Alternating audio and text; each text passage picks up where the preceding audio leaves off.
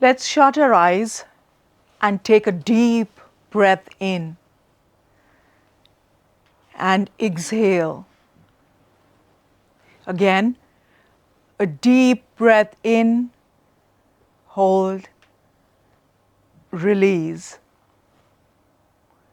Last time, in, hold, release. In these brief moments, we probably experience different times simultaneously. Some of you might have traveled to a moment in your past, while some others may be into the future. And yet some others might have been here in the present, in the now. Time, you see, is a human construct. It's a framework we created. But within this construct, our choices, our timeline, our own personal timelines, those are ours to define, to write, and maybe even rewrite. I am Anuradha Gupta, a serial entrepreneur and an angel investor. I recently turned 50. And the reason I mention this is because I have never felt more comfortable in my own skin than I do now. I got married at 35. I started my second venture at 38. Had my first son at 40. My twins at 42. My husband believes that I'm an outlier, a nonconformist. Maybe I am. My story started in a town in the mountains in northern India. I grew up almost in a bubble, in a family with a wonderful childhood filled with love, warmth, and a deep sense of belonging and security. I had my life figured out. Everything would go as planned. I was all set. Or so I thought. And then came the storm and totally destroyed me. I was 26, living in Melbourne in business school. My sister, my only other sibling, who was 21, lived in Mumbai, or Bombay as it was called then. Then one day, she fell sick, very sick. And she died. It was the year 2000. It has taken me 24 years to say she died. 24 years. Maybe in some strange way, it's like life coming full circle as I stand in front of you here in Mumbai and talk about love, loss, and healing. The plan always was for me to come back from business school and come home. But home didn't exist anymore, at least not the way I knew it. The silence was deafening. I couldn't make sense of anything.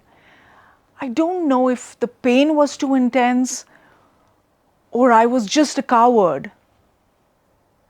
But I left. I abandoned my grieving parents, mourning the loss of their younger daughter. I never came back. Years later, having built a relatively successful professional career in London, love unexpectedly found me. We dated for a year before we got married. Most of it was long distance because I lived in London and he was in Los Angeles. But the second time that we met, I knew in my heart that this is the man I want to spend the rest of my life with. Thankfully, he felt the same, though only 6 months later. over the years, there's much I've learned from him. But some things that really stand out are acceptance. It sounds so much easier than it actually is, so much easier. And I learned not to be judgmental.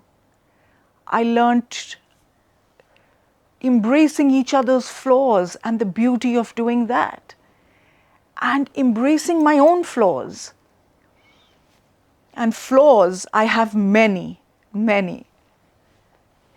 The first few years was this roller coaster ride, good, not so good days, some very good days, settling in, moving countries, getting to know each other, the travel, the shared love for pushing boundaries and wanting to grow together, to be together.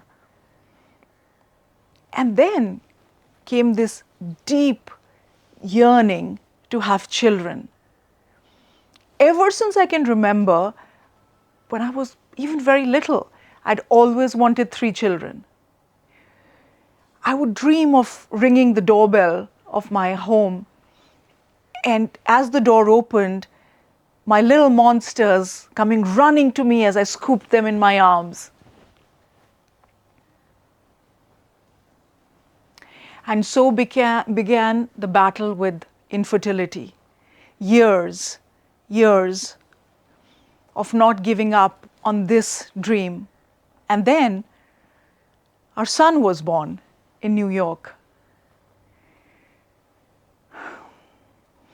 So vividly, I remember my husband cutting the umbilical cord. And the moment he came and I felt him on my bare skin, it was this joy that I had never ever felt before. And I'd longed for it my entire life. Life felt complete.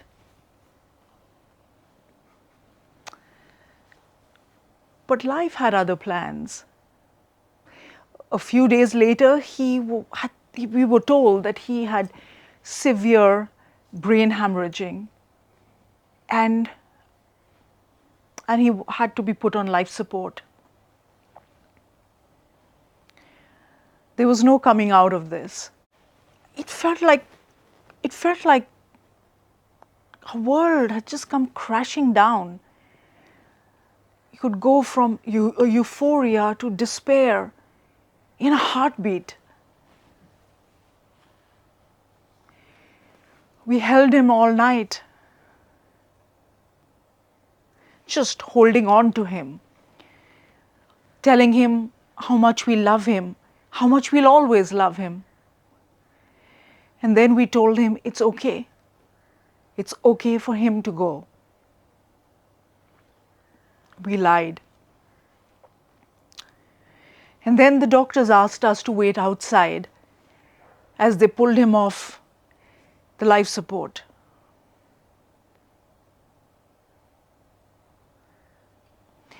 The grief, the despair, days merged into weeks and weeks into months, and just nothing made sense. And then from the ashes, literally, came this profound realization that I will never be able to choose the cards that life is going to deal out to me. Never, ever.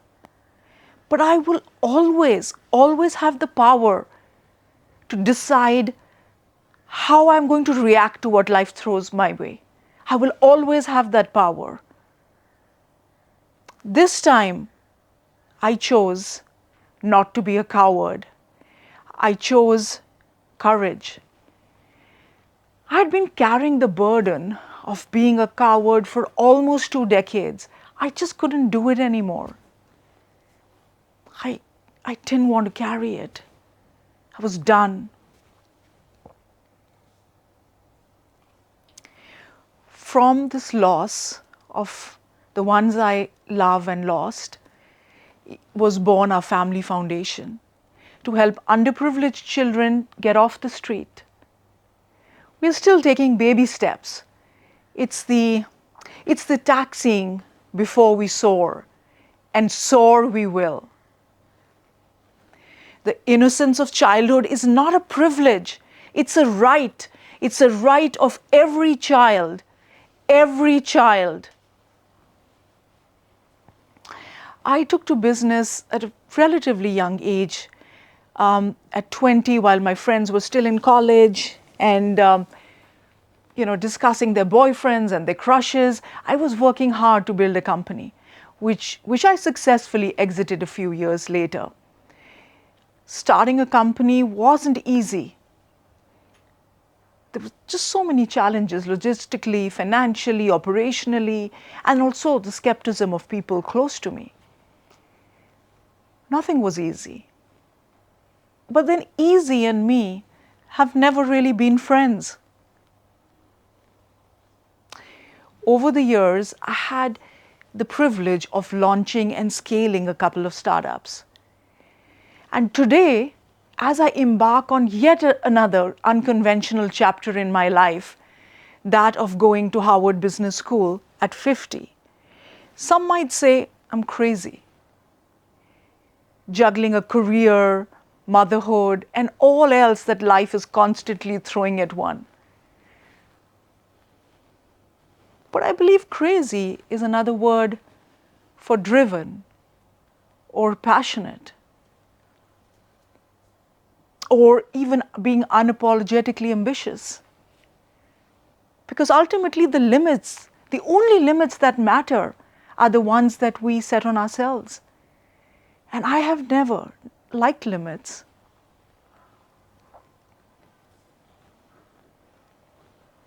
I'm sharing my story not to highlight my accomplishments, if any, but to share some of the lessons I have learned over time. This life that we have, our life, is the only thing that truly belongs to us. Sure, there will be times that, life is going to knock the wind out of your sails. But believe in yourself. Dream big. Anything of significance has started with a dream. The choice to play victim or to emerge stronger and come out as a survivor, that choice will always, always be yours. Today, if some of you are thinking of starting your own startup and been waiting for the right time or the right idea or everything to fall into place for it to be perfect, there is going to be no right time or the right idea. There is none. Perfection doesn't exist. Take that leap of faith. Give it your all. Life's too short to live with regrets. Travel and education are both life-altering experiences. If you've thought of taking a gap year to travel, experience the world, do it now. Everything that has any significance will still be here when you get back. The only change would be within you, in your outlook for the better. Some of you may not be ready for marriage or to be a parent. Don't give in to societal expectations. Create your own timeline. You will be ready when you're ready. If you find yourself struggling with work-life balance, I can tell you it's here to stay. I have, after years of unsuccessfully trying to get that balance, have now realized that there is no such thing as work-life balance. The work has to be within us. It's internal. The balance, the calm, the centering has to be all internal, while life does what it does best. And it's really all about prioritizing. Some days I get it right, and some days it's very much work in progress. I have a son and a daughter, and I often find myself thinking, we are bringing up our daughters, and rightly so, to follow their dreams, to have a career or not have a career, to be driven or not. And I wonder if we extend the same level playing field to our sons, whether it comes to their career choices, to take a sabbatical, to be a stay-at-home father, or not to be a father at all, to not feel this intense pressure to conform, to just have that freedom to choose in this world of equality. Life doesn't need to follow a predetermined path. Our journeys are our own roadmaps to create and to enjoy the detours, the twists, the turns, perhaps going into the roads less traveled. I chose to not live my life in the what ifs. What if I hadn't experienced loss? What if I had found love earlier? What if I had children earlier? It is what it is. But I held on to my dreams very tightly, very tightly. Because if I gave up on them, I would lose my sense of purpose. And the only way I knew was by redefining my own timelines. That's the only way I knew how to do this. And letting go of societal expectations. I didn't know any other way. And I did what I could. Sometimes life is not about becoming anything. It's about unbecoming everything that we are not. Thank you for your time.